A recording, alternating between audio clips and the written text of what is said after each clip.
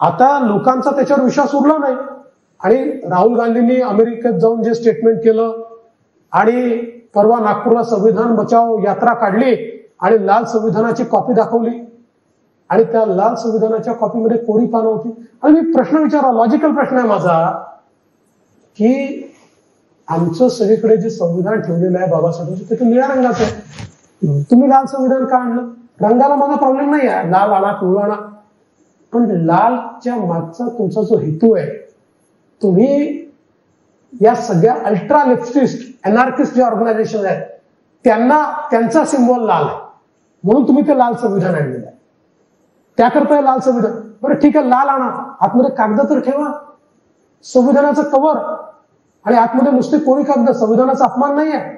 आणि भारत जोडो असंच आहे, नाव भारत जोडो आहे, संघटना भारत तोडो आहे. आणि मी गृहमंत्री म्हणून तुम्हाला सांगतो, मी याचे पुरावे देईन, लवकरच देईन. उद्धव ठाकरे रोज न चुकता एकनाथजी शिंदे यांच्यावर गद्दारीचा आरोप करतात. मात्र 2019ला स्वतःच्या स्वार्थासाठी बापाच्या विचारांना तिलांजली देऊन गद्दारी कोणी केली हे अख्ख्या महाराष्ट्राला आता कळून चुकलेलं आहे. देवेंद्र फडणवीस यांना टार्गेट करण्यासाठी उद्धव ठाकरे रोज काही ना काही खोटा नरेटिव्ह पसरवत आहेत. शरद पवार यांनी तर मनोज जरांगे नावाचा बाहुला उभा करून रोज देवेंद्र फडणवीस यांची बदनामी करण्याचा घाणेरडा प्रयत्न सुद्धा या महाराष्ट्रामध्ये केला. मात्र महाराष्ट्रातल्या तमाम हिंदू जनतेचं या सगळ्या गोष्टींकडे लक्ष आहे आणि त्यांचा देवेंद्र फडणवीस यांच्यावर अतोनात विश्वास आहे. देवेंद्र फडणवीस म्हणतात त्याप्रमाणे 2019ला लोकसभेच्या वेळेस जो घाणेरडा प्रकार झाला त्याला आता प्रतिबंध होणार. हिंदू जागरूक झालेला आहे, हिंदू एकजुटीने मतदान करणार आणि 2024च्या विधानसभा निवडणुकांमध्ये महाराष्ट्रामध्ये पुन्हा एकदा हॅट्रिक होणार आहे, महायुतीचीच सत्ता येणार आहे. हा आत्मविश्वास देवेंद्र फडणवीस यांनी पुन्हा एकदा दाखवलेला आहे. मित्रांनो, मूळ मुद्द्याला, मूळ विषयाला आणि देवेंद्र फडणवीस यांच्या या संपूर्ण मुलाखतीला सुरुवात करण्या अगोदर एक छोटीशी विनंती. हिंदू प्रपंच या YouTube चॅनलवरून तथाकथित महात्म्याने भ्रष्ट केलेलं पवित्र राम भजन मूळ स्वरूपामध्ये सादर करण्यात आलेलं आहे, ज्याची लिंक या व्हिडिओच्या डिस्क्रिप्शन बॉक्समध्ये दिलेली आहे. लिंकला क्लिक करा.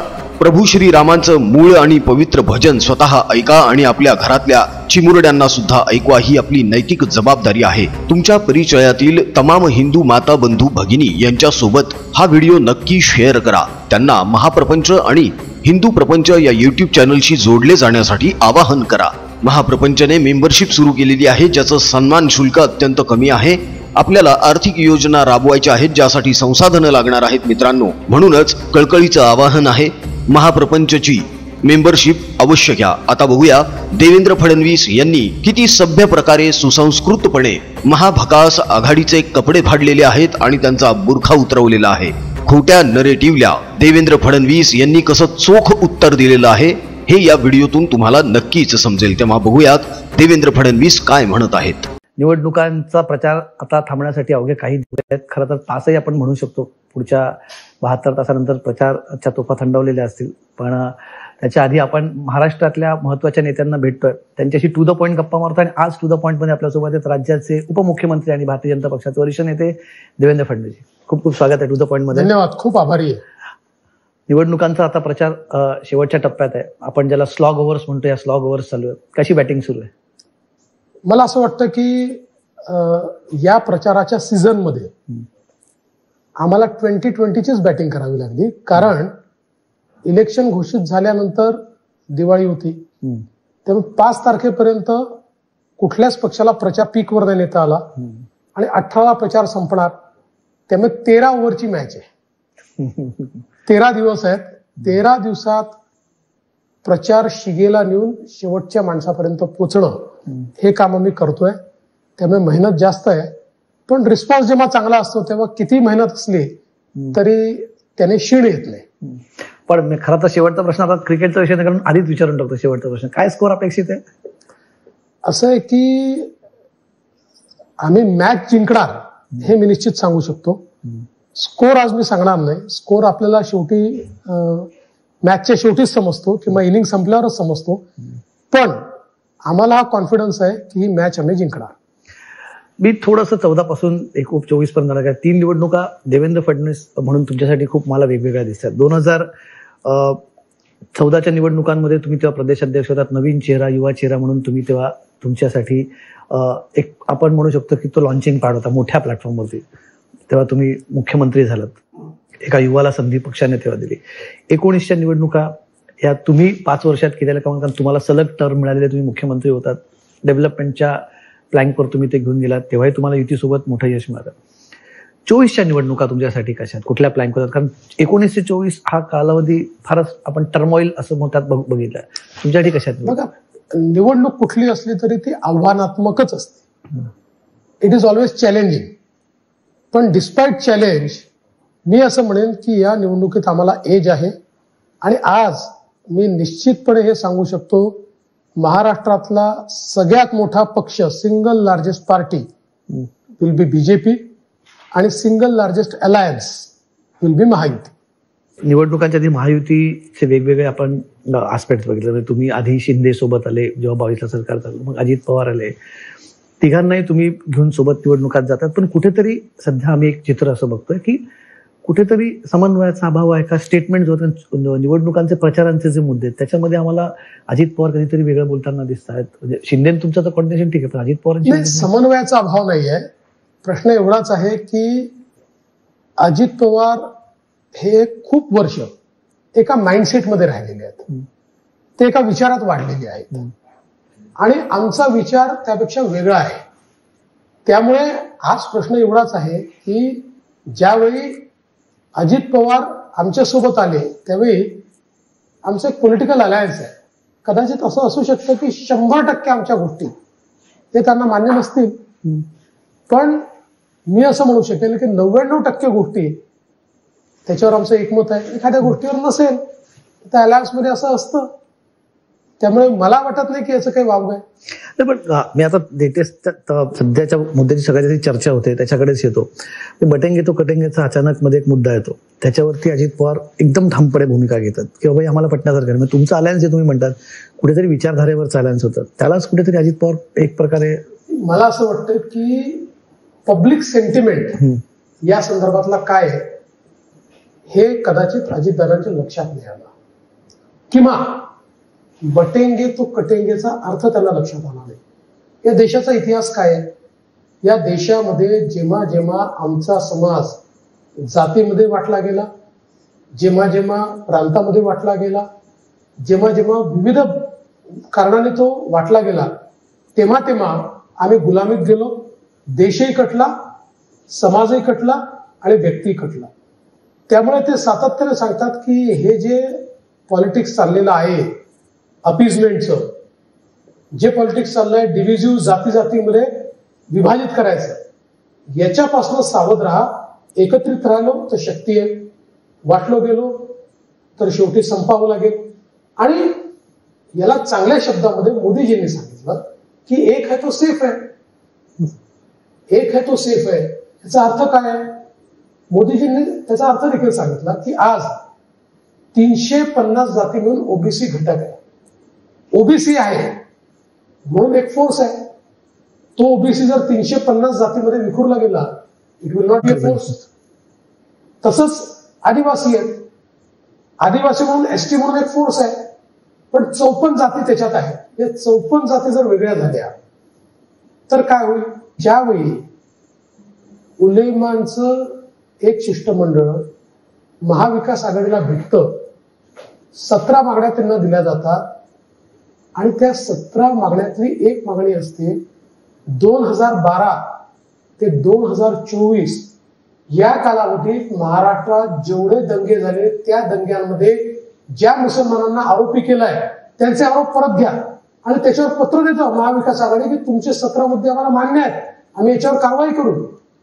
म्हणजे जर इतकं लांगोलचालन होत असेल आणि एखाद्या पक्षाला असं वाटत असेल किंवा अशी परिस्थिती तयार होत असेल की मूर्खर लोक हे फक्त या ठिकाणी अपीजमेंटच्या आधारावर निकालावर परिणाम टाकत असतील तर कुठेतरी देशाकरता किंवा प्रदेशाकरता ही अलार्म बेल आहे. आणि म्हणून बटेंगे तो कटेंगे, एक है तो सेफ है, हे अतिशय योग्य बोललं गेलं आहे. जर त्याबद्दल कोणाला ऑब्जेक्शन असेल तर आम्ही त्याचा अर्थ त्यांना समजावून सांगू, निश्चितपणे समजून सांगू. पक्षातल्या लोकांनी सांगाल, कारण बघा पंकजा मुंडे म्हणतात की वटेंगे तो कटेंगेची गरज नाही, विखे पाटील म्हणतात की हे योग्य नाही, अशोक चव्हाण म्हणतात बटेंगे तो कटेंगेच्या ऐवजी आम्ही डेव्हलपमेंट बद्दल बोललं पाहिजे. ही पक्षातली लोक आहेत. अजित पवार चला अलायन्स ते त्यांचा वेगळा पक्ष आहे. असं आहे की ते कोणत्या कॉन्टेक्स्ट मध्ये बोलले हे मला माहिती नाही, पण पक्षातले जर कोणाला समजलं नसेल ना तर मी समजून सांगतो. पण भूमिका हीच आहे, पक्षाची भूमिका हीच आहे की बटेंगे तो कटेंगे, एक है तो सेफ, ही पक्षाची भूमिका आहे. ठणकावून सांगता तुम्ही अगदी, म्हणजे ठणकावून सांगतो ही पक्षाची भूमिका आहे. याच्यात बदल त्याच्यामध्ये काय होणार तुम्ही त्यांना, आणि त्याला ऑब्जेक्शन घ्यायचंय ना, त्यांनी ऑब्जेक्शन या महाविकास आघाडीवर घेतलं पाहिजे जे उलेमानचे पाय चाटून राहिले. तुमचं यावेळेस मी तुमची गेल्या काही दिवसातली भाषणं बघत होतं या इंटरव्ह्यूच्या आधी. दोन गोष्टी मला प्रकाशाने जाणार. तुम्ही आता हा मुद्दा आला, तुमचं मी संभाजीनगरचं भाषण बघत होतो. तुमचा ओवेसींवरती फार कटाक्ष होता.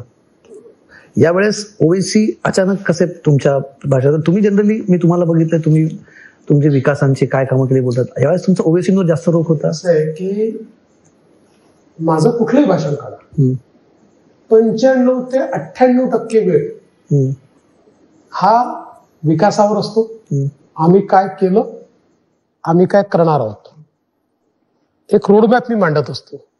आणि 2-3%, 5% नरेटिव्हला काउंटर नरेटिव्ह देतो.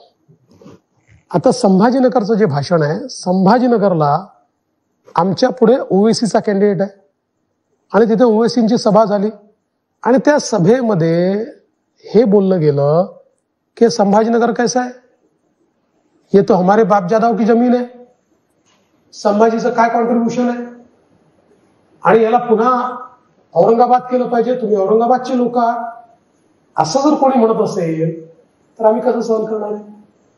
अरे बाबा, ही त्यांच्या बापजाद्याची जमीन नाही आहे, आमच्या बापजाद्याची जमीन आहे जी रजाकारांनी बळकावली होती आणि छत्रपती शिवरायांनी खऱ्या अर्थानं आम्हाला मुक्ती दिली आहे. जर ही जमीन कोणाची असेल तर ती छत्रपती शिवाजी महाराजांची आहे.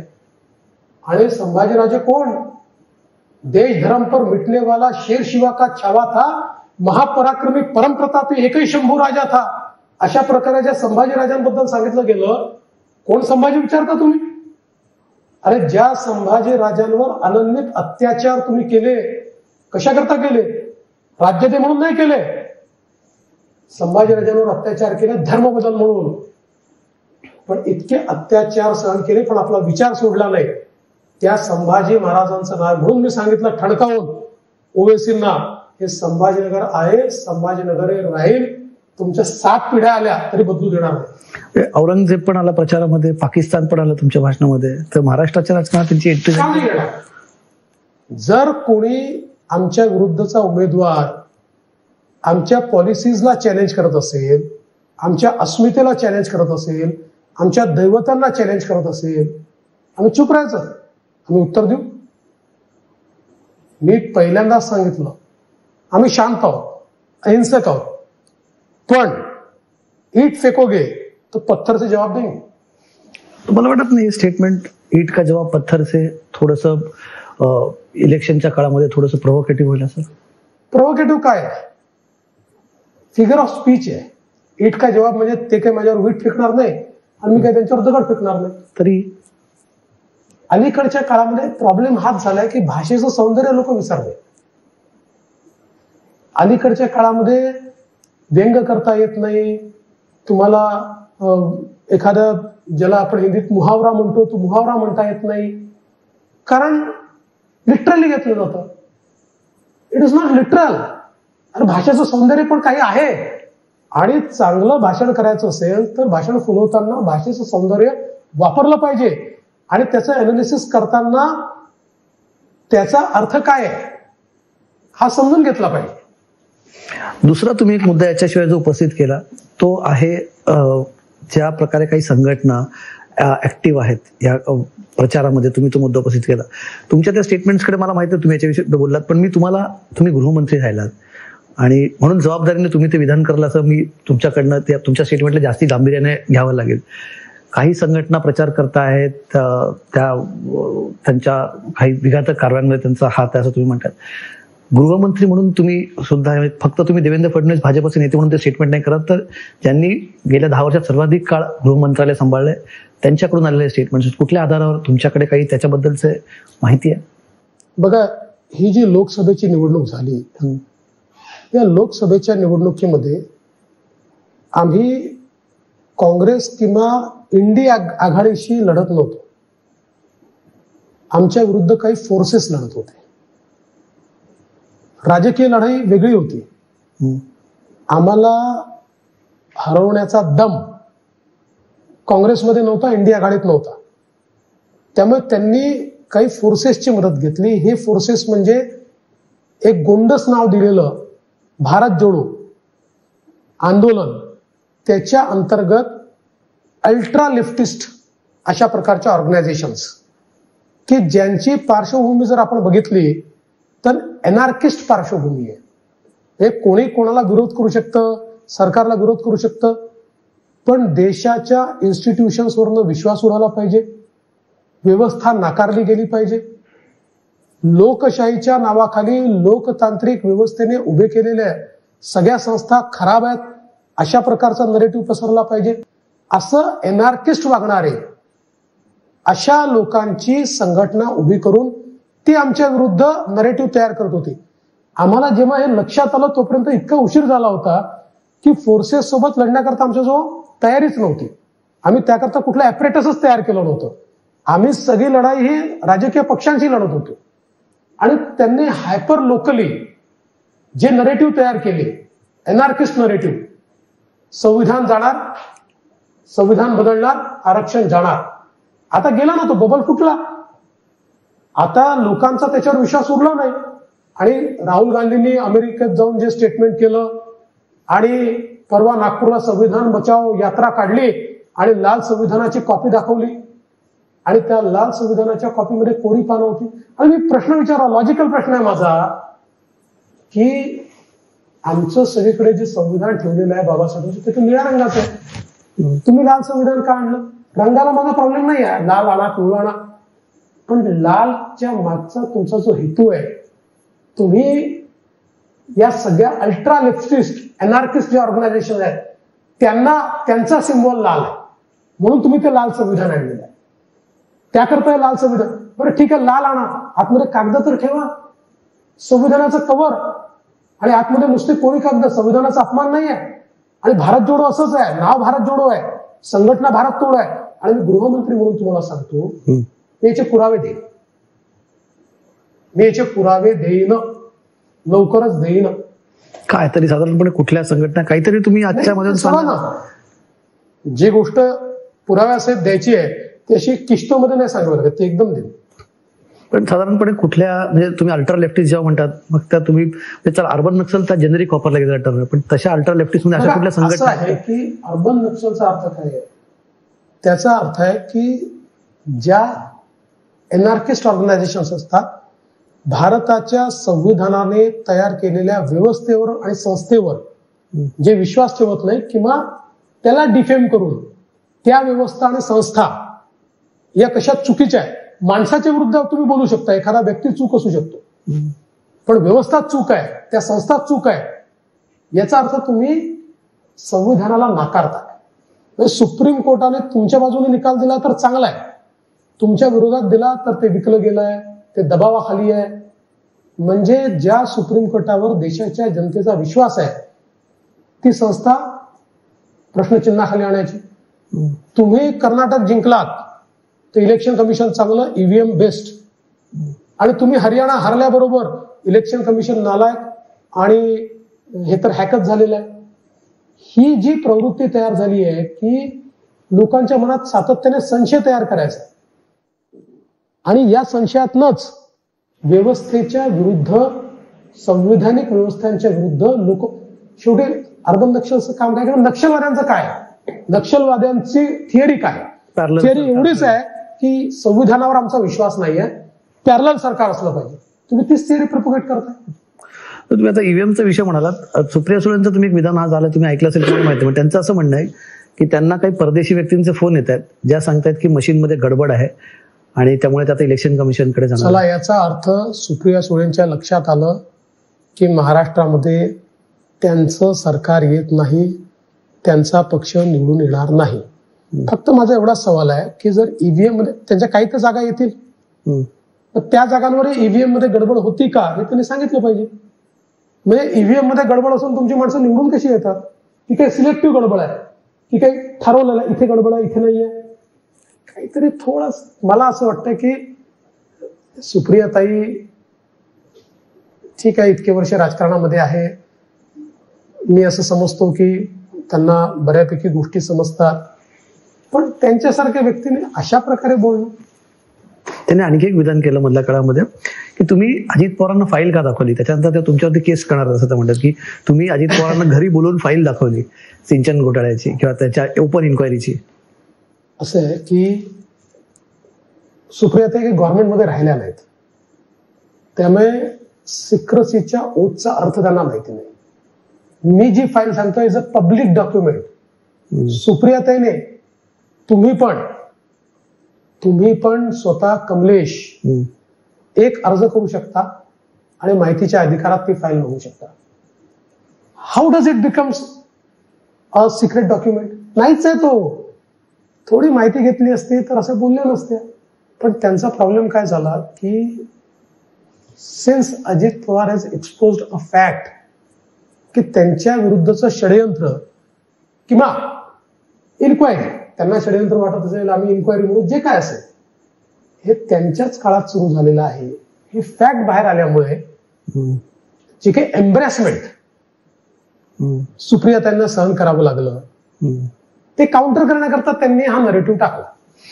मला खूप म्हणजे मला इंटरेस्टिंग मला हे वाटतंय. म्हणजे तो प्रकार आम्ही तेव्हा कव्हरही केला तेव्हा तुम्ही खूप आक्रमकपणे तो मुद्दा तेव्हा म्हटला होता. जेव्हा अजित पवार तुमच्याकडे आले होते काय जनरली जे तुम्ही सांगू शकता कन्व्हर्सेशन काय झालं? तुम्ही त्यांना सांगितलं की ते मला त्यांचं म्हणणं त्याच्या भाषणात म्हणाले की आरआरने माझा केसाने गळा कापला वगैरे, नंतर झालं. व्हॉट वाज द बघा कन्व्हर्सेशन? तुम्ही आरआरला याकरता ब्लेम करणं योग्य नाही. ते नाही आहेत, ठीक आहे, त्यांची सही होतीच, पण ते नाही आहेत. त्यामुळे जो व्यक्ती नाही त्याला ब्लेम का करायचं?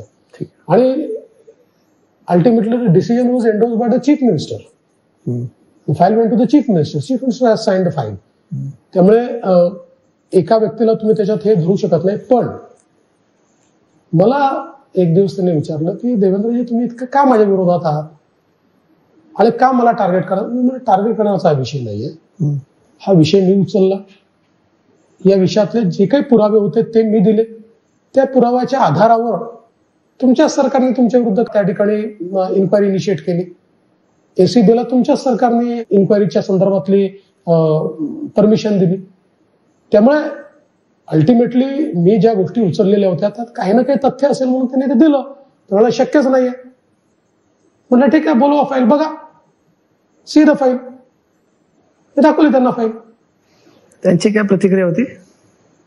प्रतिक्रिया काय देणार आहे? थक्क झाले ते. मला वाटतं त्यानंतर पवार साहेबांशी बोलले ते. I don't know.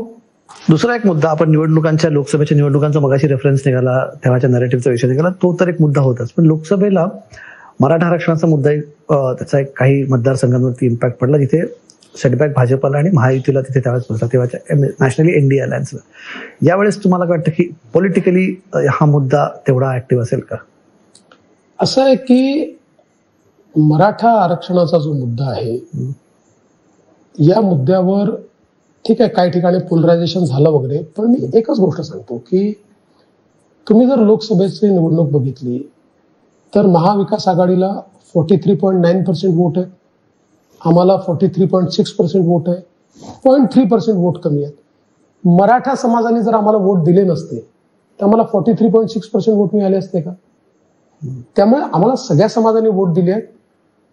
त्यावेळी काही ठिकाणी पोलरायझेशन, काउंटर पोलरायझेशन झालं. मेजर आम्हाला फटका जो त्या निवडणुकीत पडला तो संविधान बदलणार, आरक्षण जाणार या नरेटिव्हचा, आणि ज्याचा मी सुरुवातीला उल्लेख केला त्या वोट जिहादचा. वोट जिहादकडे येतो. पण याच्यात आम्ही बघितलं की जे आंदोलन झालं की तुम्ही फार रडारवरती होतात मनोज जरांगे पाटलांच्या. त्यांनी तुम्हाला वारंवार टार्गेट केलं.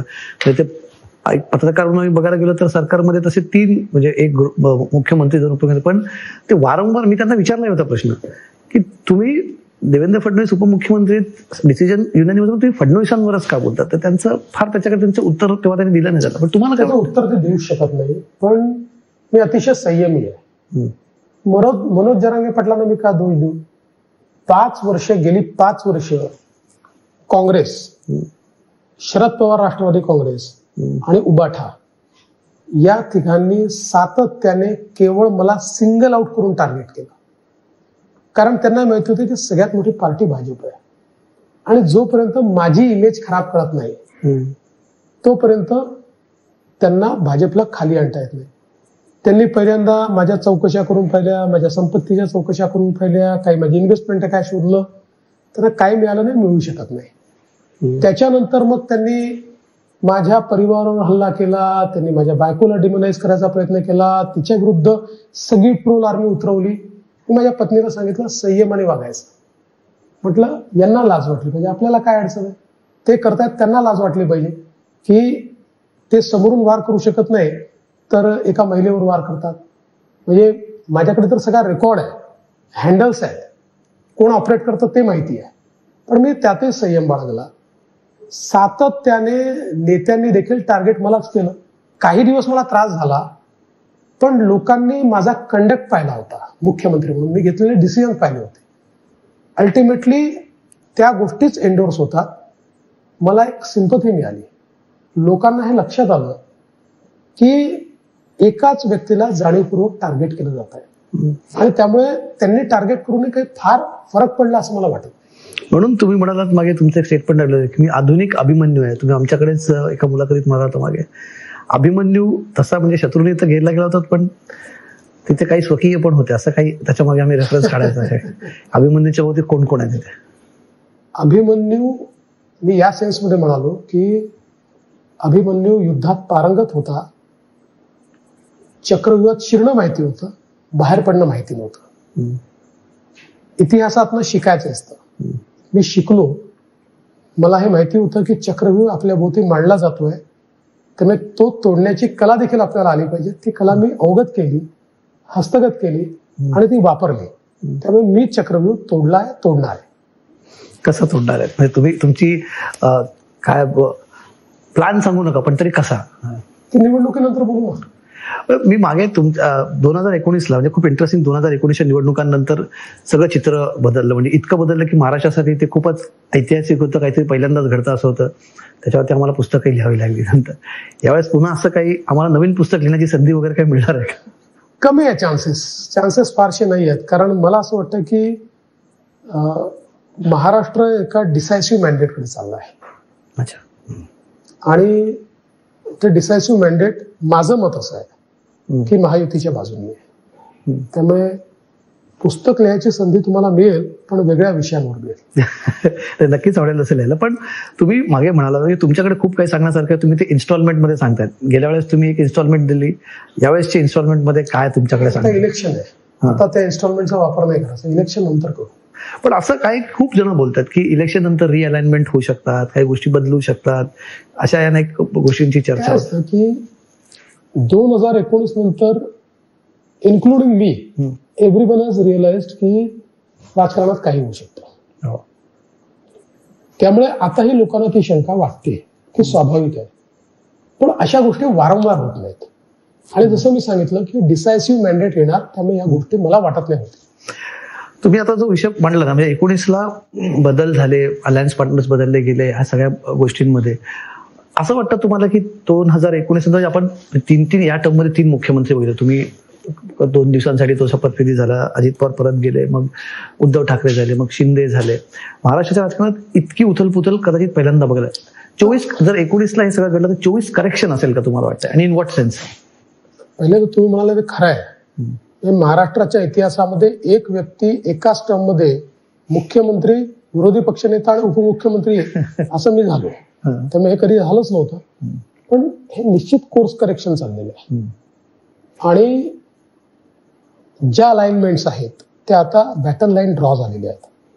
कदाचित लोकसभेपर्यंत लोकांना संभ्रम होता की रिअलाइनमेंट्स होतात का. तो संभ्रम पूर्ण संपलेला आहे. आणि त्याच्यावर ज्याला लास्ट नेल इन कॉफिन म्हणतो ते या निवडणुकीचे निकाल असतील. प्रचार सुरू तरी बघतोय, म्हणजे नरेंद्र मोदींचा प्रचार सुरू होता यावेळेस मी ऑब्झर्व्ह केलेली एक गोष्ट, करेक्ट मी कारण मी आज सगळी त्यांची भाषणं बघितली, महाराष्ट्रात त्यांनी सभा केल्या, यावेळेस ते पवारांबद्दल फार म्हणजे कुठेच बोललेले नाही असं आमचं म्हणणं. हेच त्यांनी तो विषयच अवॉइड केला. गेल्या वेळेस भटकती आत्मा वगैरे झालं, आपण गेल्या लोकसभेत त्याच्यावर बोलले होते. यावेळेस काय त्यांना डेलिबरेटली अवॉइड करताय की हा काय पुढची तजवीज आहे? सिंपल रिझन आहे की आमची लढाई काँग्रेसची आहे आणि अर्थात उद्धव सेना आणि शरद पवारांच्या एनसीपीशी पण आहे, पण त्या अलायन्सला लीड काँग्रेस करत आहे आणि सगळ्यात जास्त जागांवर आम्ही काँग्रेसच्या विरुद्ध लढतोय. त्याच्यामुळे स्वाभाविक आमचा अटॅक जास्त काँग्रेसवर असेल, पण याचा अर्थ बाकीच्यांवर नसेल असा नाहीये. जिथे आवश्यक आहे तिथे तो केला आहे, पण प्रचाराची लाईन मात्र ज्याच्या विरुद्ध लढायचं त्याच्या विरुद्ध आहे. पण मी जो पुढचा भाग विचारला की मग यावेळेस जाणीवपूर्वक गेल्या वेळेस अवॉइड केलं जात असं तुम्हाला वाटतं की काय आम्ही काय पुढे काही असं आहे की हे संकेत आहेत पुढे काय घडणार आहे? पंतप्रधान साहेब काय बोलतील जी हे माझ्याही हाती नसतं आणि ते का बोलले आहेत किंवा का नाही बोलले या संदर्भातलं विश्लेषण करणं ही माझी पात्रता आहे. आणखी महाविकास आघाडीच्या आता निवडणूक पूर्व काही गोष्टींकडे होतो, कारण राजकारण राहून जाईल आपल्या सगळ्या गोष्टींमध्ये बोलायचं. महाविकास आघाडीमध्ये जागा वाटप होत होतं, भाजप मोठा भाऊ झाला. तुमचे काही म्हणजे तुमच्या ज्या जागा तुम्ही भाजप म्हणून लढतात कमळावरती, त्याच्या व्यतिरिक्त तुमच्या पक्षात असलेले काही नेते, आता हे बोललं तुम्हाला कितपत आवडेल, पण काही तुम्ही लोनवर दिले आपण असं म्हणू शकतो, ते दुसऱ्या चिन्हावरती लढतात तुमच्या पक्षाचे नेते, हे काय आहे? म्हणजे खरं तुम्हाला सांगू का काय आहे की आमच्या महायुतीमध्ये काही ठिकाणी कॅन्डिडेट आमच्याजवळ चांगला होता, पण सीट दुसऱ्या पक्षाची होती, निवडून आली होती किंवा त्यांचं प्राबल्य त्या ठिकाणी होतं. अशा ठिकाणी त्यांनी आम्हाला रिक्वेस्ट केली तर आम्ही आमचा कॅन्डिडेट त्यांना दिला. पण आपल्याला आश्चर्याची गोष्ट सांगतो की आता सगळ्या पक्षात आमचे कॅन्डिडेट आहेत. जी उबाठाची पहिली यादी घोषित झाली होती त्या पहिल्या यादीत 17 लोक असे होते की जे आमच्या पक्षातनं गेले आहेत. कारण काय? 2.5 वर्ष आम्ही 288 जागांवर संघर्ष केला, तयारी केली, कार्यकर्ते उभे केले, बूथ रचना केली, खूप मेहनत केली. तर ही मेहनत केल्यानंतर ती माणसं उभी राहिली आणि मग अलायन्स झाला. त्यांना इन्सिक्युअर वाटायला लागलं. त्यातली जी अतिशय कोर भाजपची होती त्या लोकांनी ते सहन केलं की ठीक आहे, दुसऱ्याला सीट गेली ते थांबले. जे लोक सहन नाही करू शकले किंवा ज्यांना लढायचंच होतं, अलीकडच्या काळात लोकांना वाटतं माझ्या जीवनातलं शेवटचं इलेक्शन आहे, नंतर इलेक्शनच नाही आहे, त्यांना असं वाटलं इतकी तयारी केली ना आता काय करायचं, तर ज्या पक्षाने संधी दिली तर तिथे गेले. 14 आणि 19 भाजपमध्ये जोरदार इन्कमिंग आम्ही बघितलं होतं.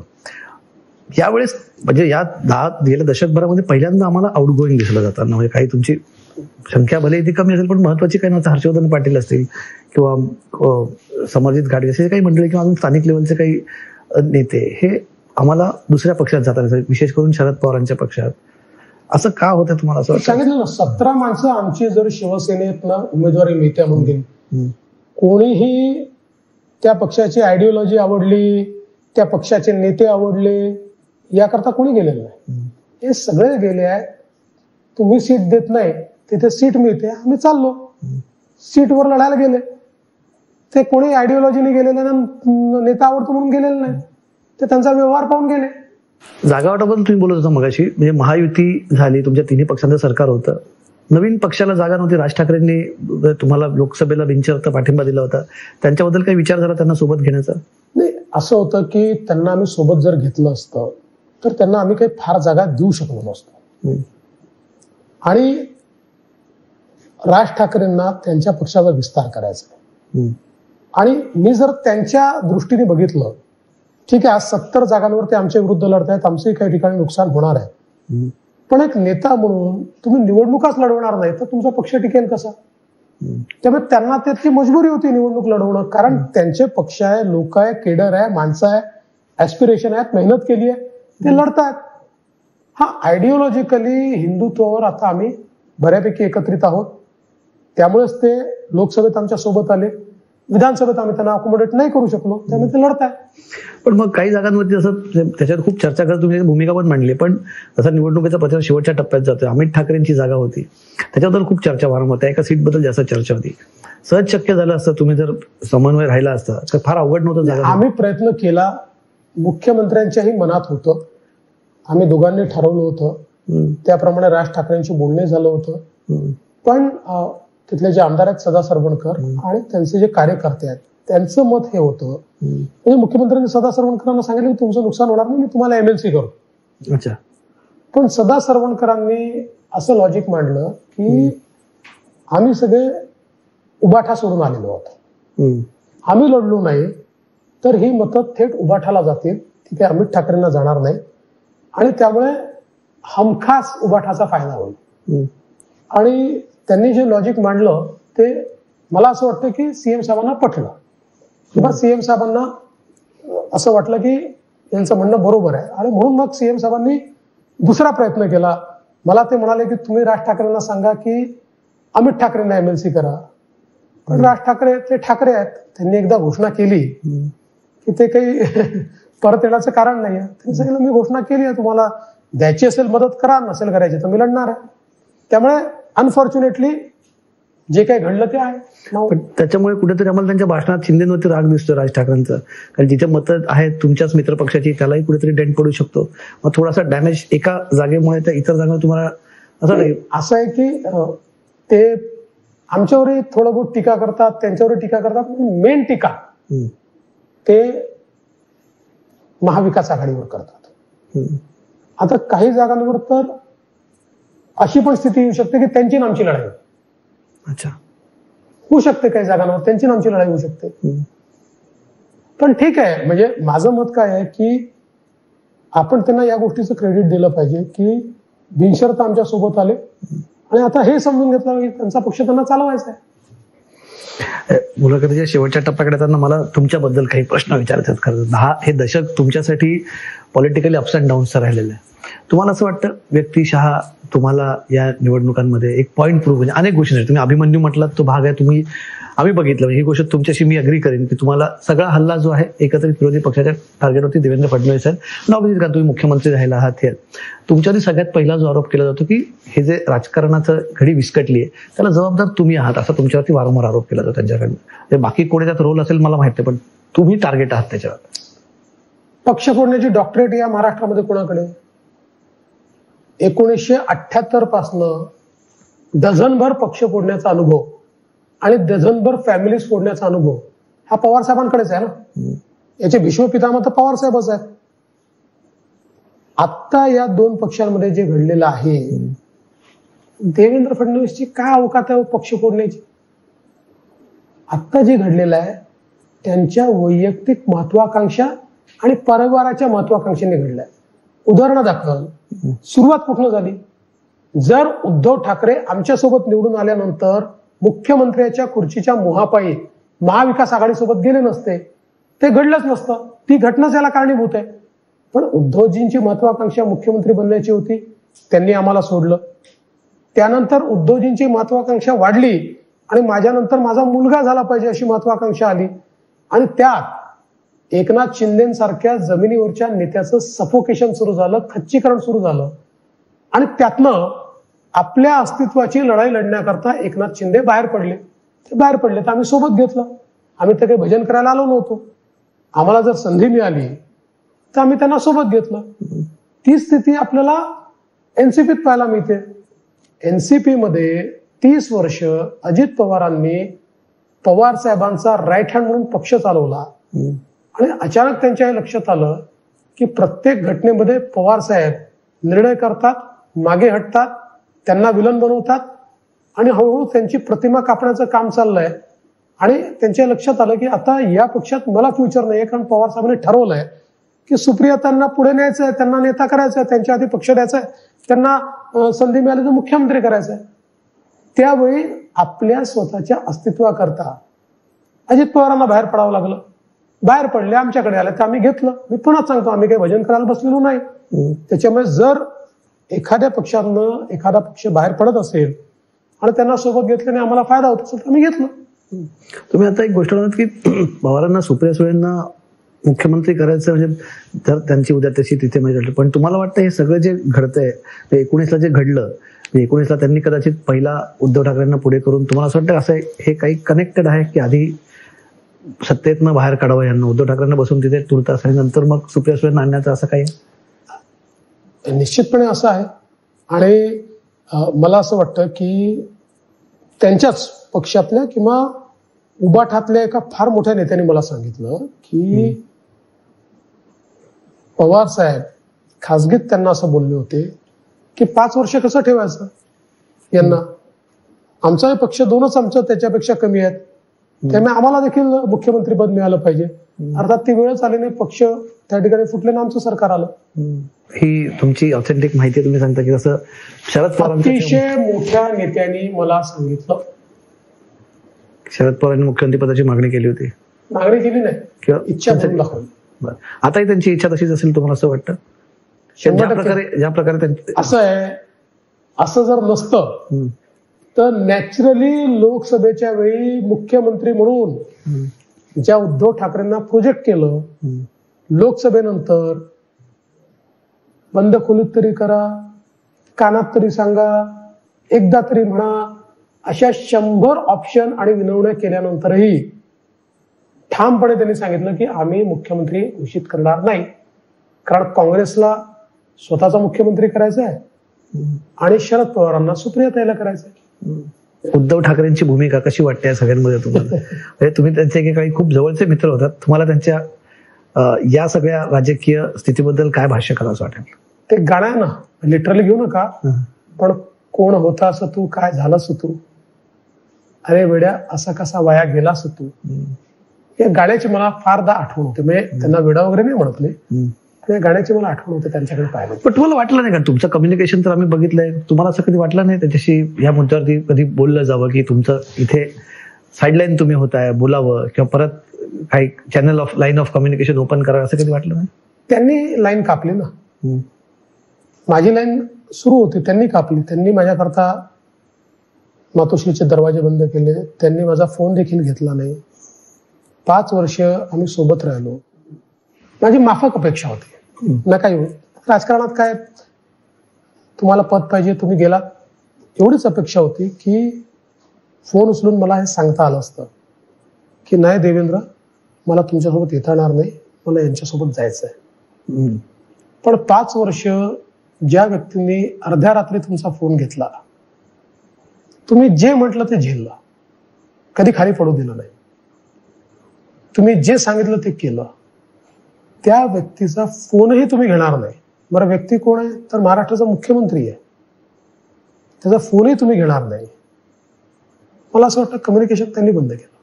भविष्यात काय तुम्हाला, म्हणजे आपण काय प्रेडिक्ट करू शकतो, पण असे काही चान्सेस भविष्यात एकत्र येण्याचे किंवा पुढे मागे कधी? असं आहे की 2019 नंतर एक प्रिन्सिपल तर राजकारणात मला लक्षात आलं की नेव्हर से नेव्हर. पण आत्ता तरी या इलेक्शन नंतर अशी कुठलीही पॉसिबिलिटी मला दिसत नाही. जर तर ते प्रश्न विचारले, पण तरी सुद्धा विचारतो, जर असं असेल, जर समजा झाली परिस्थिती अशी काही तर? अरे बाबा, आपण मराठीत म्हणतो ना, आत्या बैला मिशा असत्या तर, याचं उत्तर नाही. आता हा प्रश्न विचारल्याशिवाय ही मुलाखत कधी पूर्ण होत नाही. देवेंद्र फडणवीसांसाठी कमबॅकचं इलेक्शन असणार आहे काय? देवेंद्र फडणवीसांकरता कमबॅकचं इलेक्शन नाहीये, पण हे निश्चित आहे की मला पर्सनली ही खंत आहे की संपूर्ण देश मोदीजींच्या मागे उभा राहिला आणि मी लिडरशिप करत असताना महाराष्ट्र त्यांच्या मागे उभा करू शकलो नाही किंवा मी तिथे अपेक्षित जागा देऊ शकलो नाही. म्हणूनच गेले 4-5-6 महिने खूप त्याच्यावर वर्किंग केलंय, मेहनत केली आहे. मला या गोष्टीचं समाधान परत मिळवायचं आहे की महाराष्ट्र मोदीजींच्याच मागे उभा आहे. पण त्याचं नेतृत्व देवेंद्र फडणवीसांना करायला आवडेल का? कारण आम्ही मधल्या काळात काही इंडिकेशन्स म्हणू शकतो, कधी कधी पक्षाच्या नेतृत्वाकडनं, कधी कधी अमित शहा म्हणतात की देवेंद्रजी को जिताना है, किंवा आता तर सध्या शिंदे मुख्यमंत्री उद्याचं माहित नाही, अशा प्रकारची स्टेटमेंट ही पक्षाच्या नेत्यांकडनं येत आहे. त्यामुळे मला असं वाटतं की पहिली गोष्ट तर एक पद्धती असते की बीजेपीच्या उमेदवाराच्या प्रचाराला गेले तर इसको जिताना है, अपनी भाजपा को जिताना है, अपने देवेंद्र जी को जिताना है.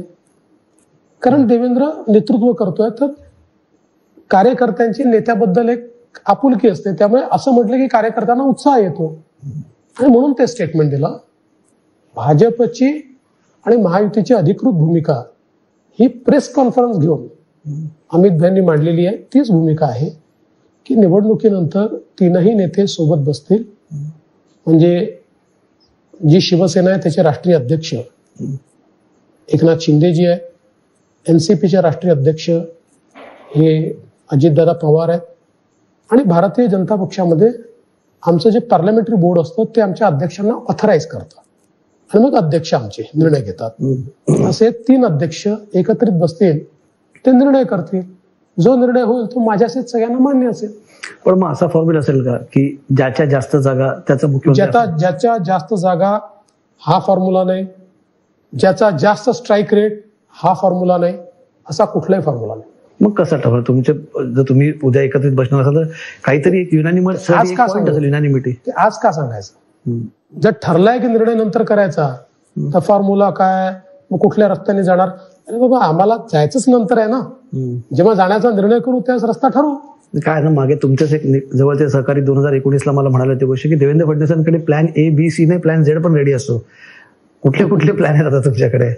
ए बी सी काय प्लॅन बी आहे? चला एक सोडू आपण, प्लॅन बी तरी. काही ए नाही, बी नाही, सी नाही, कुठलाही प्लॅन नाही. Only plan is to win the election. Only plan Maha Vikas आघाडीला पराभूत करून महायुतीचं सरकार बसवणं.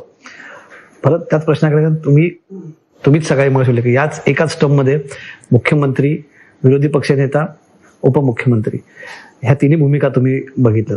व्यक्ती म्हणून तुम्हाला कधी वाटलं की ज्या प्रकारे सगळं झालं, किमान एकदा तरी पॉइंट प्रूव्ह करण्यासाठी मुख्यमंत्री एकदा तरी आपल्यावरती झालेला कदाचित तो अन्याय तुम्ही त्याला मान्य कराल की नाही, पण याला मला एकदा येऊन एक मेसेज केला की मी परत म्हणजे पुन्हा येईन असं मी परत आलो किंवा I have driven this point across की मी आलो. मला असं वाटतं की ती जी मानसिकता होती ना, ती ज्या दिवशी सरकार बदललं माझी मानसिकता संपली होती. ते मनातलं जे दुःख होतं ना, ते दुःख त्या दिवशी संपलं सरकार बदलल्यावर. मुख्यमंत्री पदाची लालसा ही याकरता उरली नाहीये. 5 वर्ष मुख्यमंत्री म्हणून महाराष्ट्रात काम केलंय. जो झालेला नसतो ना त्याला असं वाटतं झालं पाहिजे. आता त्या मानसिकतेचा मी राहिलो नाही. I am a seasoned politician. 5 वर्ष राहून चुकलो. त्याच्यामुळे झालो नाही झालो, कुठली जबाबदारी मिळाली, आता काही फरक पडत नाही. ठीक आहे. कोडा मैदान समोर आहे, तुम्हाला खूप खूप शुभेच्छा. जसं सुरुवातीला म्हटलं स्लॉग ओव्हर्स आहेत, 2-3 दिवस आहेत आणि बघूया म्हणजे शेवटच्या टप्प्यात ह्या निवडणुकीचा या स्लॉग ओव्हर्स मध्ये कुठल्या दिशेने जातोय. खूप खूप धन्यवाद. टू द पॉइंट मध्ये तुम्ही आज आलात आणि टू द पॉइंट उत्तर दिली. खूप थँक्यू. मॅनेज झालेले जरांगे, शरद पवार यांचे समर्थक आणि पडवळीसारखा दंड असणाऱ्या उद्धव ठाकरे यांचे समर्थक देवेंद्रजी फडणवीस यांना आणि त्यांच्या पत्नीला सोशल मीडियावर घाणेरड्या भाषेमध्ये ट्रोल करतात. मात्र ट्रोल करणाऱ्यांनी एक गोष्ट लक्षात ठेवावी, महाराष्ट्राच्या राजकारणातला हा राजहंस आहे. जितका संयम देवेंद्र फडणवीस यांच्याकडे आहे तितका खचितच शरद पवार यांच्याकडे सुद्धा आहे. शरद पवार यांना देवेंद्र फडणवीस हे ब्राह्मण आहेत म्हणून खटकत नाहीत, तर आपल्या शहाला काटशह देण्याची क्षमता देवेंद्र फडणवीस या नेत्यामध्ये आहे.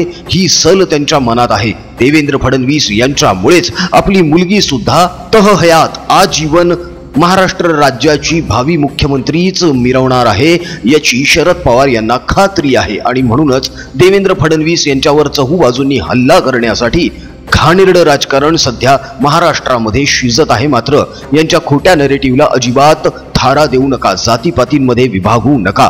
हिंदूंमध्ये ह्या लोकांनी फूट पाडलेली आहे. ज्याप्रमाणे मुस्लिमांच्या मागण्या या लोकांनी मागण्या केल्या, त्याप्रमाणे यांनी हिंदूंच्या कोणत्या मागण्या मान्य केल्या हे यांना ठणकावून विचारा. हिंदूंची एकजूट वाढवा. हिंदूंची एकजूट वाढावी यासाठीच प्रपंच परिवाराने हिंदू प्रपंच हे नवकोर युट्यूब चॅनल चालू केलेलं आहे, ज्यावरून प्रभू श्रीरामांचं मूळ आणि पवित्र भजन भ्रष्ट करणाऱ्या तथाकथित महात्म्याने जो गोंधळ घातला आणि जे पाप केलं ते पाप मिटवण्यासाठी, तो गोंधळ संपवण्यासाठी, तो संभ्रम संपवण्यासाठी प्रभू श्रीरामांचं मूळ पवित्र राम भजन हिंदू प्रपंच या युट्यूब चॅनलवरून सादर करण्यात आलेलं आहे. इथून पुढे आयुष्यात परत कधीही ईश्वर अल्लाह तेरो नाम असं म्हणून आपल्या पवित्र राम भजनाला भ्रष्ट करू नका. भ्रष्ट भजन ऐकू नका, भ्रष्ट भजन ऐकवू नका.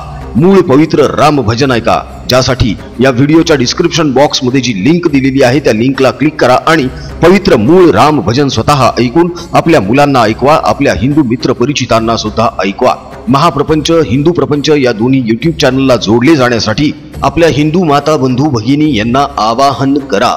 महाप्रपंचने नुकतीच मेंबरशिप सुरू केलेली आहे, ज्यामुळे आपण प्रपंच परिवारातील तमाम रामभक्त हिंदू माता बंधू भगिनी यांच्यासाठी रोजगाराच्या नव्या कल्पना, नव्या योजना राबवणार आहोत, ज्याची सुरुवात आपण लवकरच करणार आहोत. त्यासाठी तुम्हाला ही मेंबरशिप घ्यावी लागेल मित्रांनो, कारण या मेंबरशिप घेतल्यानंतरच आपण थेट संवाद करून, थेट मैदानात उतरून आपल्या परिवारातील तमाम हिंदू रामभक्त माता बंधू भगिनी यांच्यासाठी अर्थार्जनाच्या नव्या योजना राबवू शकूत. संसाधनांची गरज आहे, नवनिर्मितीची गरज आहे आणि यासाठी खूप मोठी योजना राबवावी लागणार आहे, ज्यासाठी तुम्हा प्रपंच परिवाराच्या 99,000च्या वर सदस्य संख्या असलेल्या सर्व सदस्यांचं पाठबळ, आशीर्वाद, पाठिंबा आणि सहकार्य अपेक्षित आहे. तेव्हा महाप्रपंचची मेंबरशिप नक्की घ्या मित्रांनो. सन्मान शुल्क खूप कमी ठेवण्यात आलेलं आहे. देवेंद्र फडणवीस यांच्या मुलाखतीचा हा जोरदार व्हिडिओ तुम्हाला कसा वाटला हे आम्हाला कमेंट बॉक्स मधून नक्की कळवा मित्रांनो. तुमच्या प्रतिक्रियांसाठी आमचा कमेंट बॉक्स नेहमीच आतुर असतो, तेव्हा पटापट कमेंट्स करायला सुरुवात करा. राजकीय बातम्या, राजकीय घडामोडी, राजकीय अपडेट्स रंगतदार पद्धतीने जाणून घेण्यासाठी बघत रहा महाप्रपंच. पुन्हा भेटूया पुढच्या व्हिडिओमध्ये. जय हिंद, जय महाराष्ट्र, वंदे मातरम, जय शिवराय, जय शंभूराजे, जय भवानी, जय जगदंब, भारत माता की जय, जय श्रीराम.